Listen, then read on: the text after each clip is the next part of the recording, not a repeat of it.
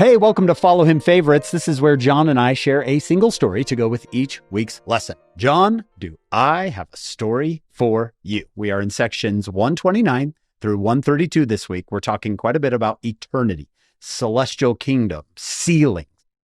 Well, what would you say if I told you that on Saturday, May 2nd, 2015, the Rexburg Temple was abuzz? Because, John, listen to this.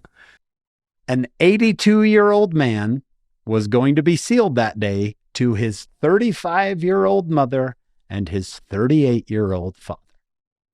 Are you interested?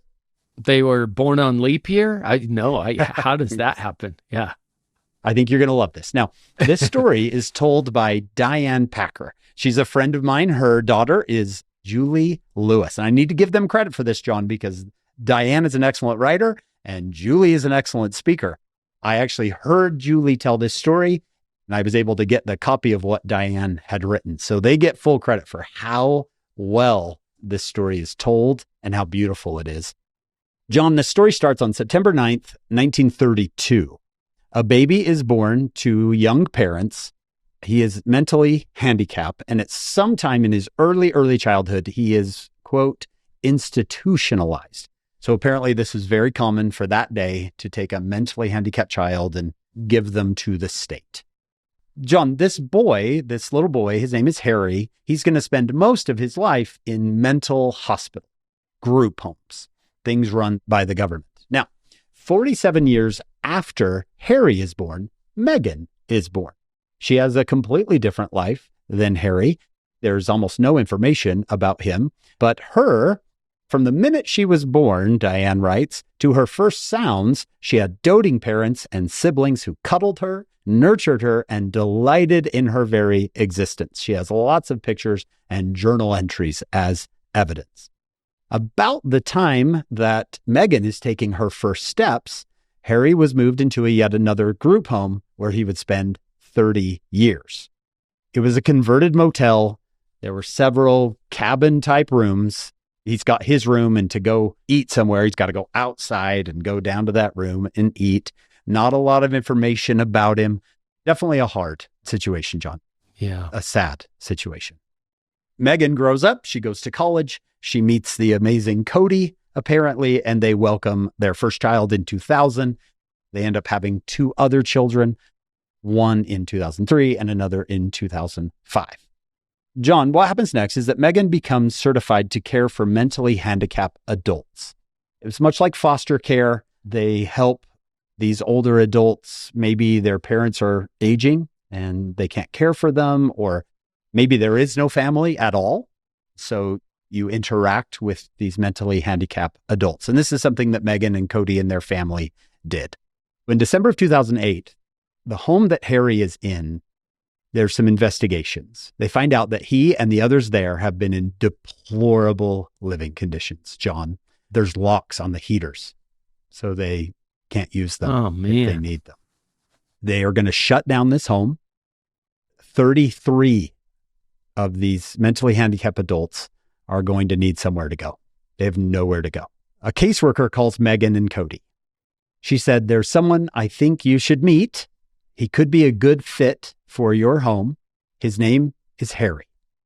He's 76 years old, but he has the mental age of a 5-year-old. Megan questioned how this could be a good fit. She has an 8-year-old, a 5-year-old, and a 3-year-old. He was much, much older than anyone they had ever had in their home before. But Megan trusted this caseworker, and they set up a meeting. Okay, listen to this, John. This is what Megan writes. I remember walking into the office where Harry was sitting. He looked up at me and did the cutest chuckle laugh. She said, I smiled and laughed back. This sweet old man who is just 4 feet 8 inches tall. From the parking lot, Megan calls Cody and says, I'm bringing Grandpa home. They learned a little bit more about Harry. And within just a month, they were packing up Harry's few belongings and were moving him from this very unpleasant place where he had been hidden away for so long, and he settled easily into his new home. I would love to tell you all of this, John. He chuckles and giggles. He loves to have a good time. He loves John Wayne movies. He wants his meals on time. He wants to be in bed precisely at 8 p.m. And he wants to get up as early as possible. Says Megan tries to hold him off and says, please be quiet and wait until 6:30 a.m. to get dressed. So he has 2 clocks in view and his clothes in hand. When the clock hits 6:30, he now can begin to dress. He starts calling Megan and Cody mom and dad, and their parents, grandma and grandpa, just like the other kids in the house. As Megan and Cody learn more about him, they find out he literally has no family. Unlike these other clients, there's no history here. I guess Megan and Cody's children started asking, who is Harry going to spend eternity with? Wow. I think I know where you're going. An idea was born, as Megan called it.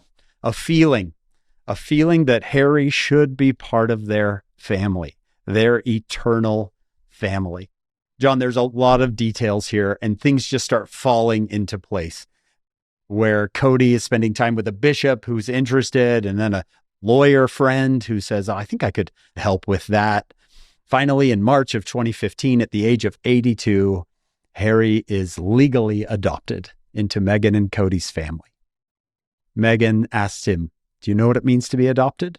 Harry said, it means I don't have to worry anymore. John, one thing they decide is that Harry does not need to be baptized. But, get this, he's going to need a name and a blessing. This is kind of an unusual event, isn't it? On a Sunday, Harry walked to the front of the chapel with the help of his father, who had just celebrated his 38th birthday. The ward had embraced and then fallen in love with Harry, and they looked with joy on this occasion. He was surrounded by uncles, grandfathers, and friends, all of which were younger than him. And his father gave him a name and a blessing. Imagine that. Then, like I told you at the beginning of the story, John, on May 2nd, 2015, with his mother and his father, his 12-year-old sister, his 2 brothers, his aunts, his uncles, his grandparents, even his great-grandmother, who is just 3 years older than him. His great-grandmother. Harry kneels at an altar and is sealed to his family, to his eternal family. Diane writes, this mentally handicapped orphan boy was sealed for time and all eternity to his new family. It was a story 82 years in the making. Beautiful. Diane writes, it warms my heart to hear that when he passes the computer and the picture of his family all dressed in white at the temple, he points at it, laughs, and says, that was fun. Yes, Harry, eternity is fun. John, Megan, and Cody Searle adopted their son, Harry. John, what do you think? I've never heard anything like that, but it makes me think about the importance of feeling connected to a family. Isn't that a great message? Yeah. And John, that's what we're talking about this week on Follow Him, is sections 129 through 132. Connections, eternal connections. Eternal, yeah. And that's the only case I've ever heard of your parents being 30 years younger than you are, 40 years younger than you are. Great story. John, like I said, that's what we're spending our time on our podcast this week. We're with Sister Brittany Chapman Nash. And wow, John, does she know a lot. She's going to help us with a bit of a difficult topic, which is polygamy, plural marriage in section 132. And she does an incredible job with that. You can find it wherever you get your podcast. Then come back here next week. We'll do another Follow Him Favorites.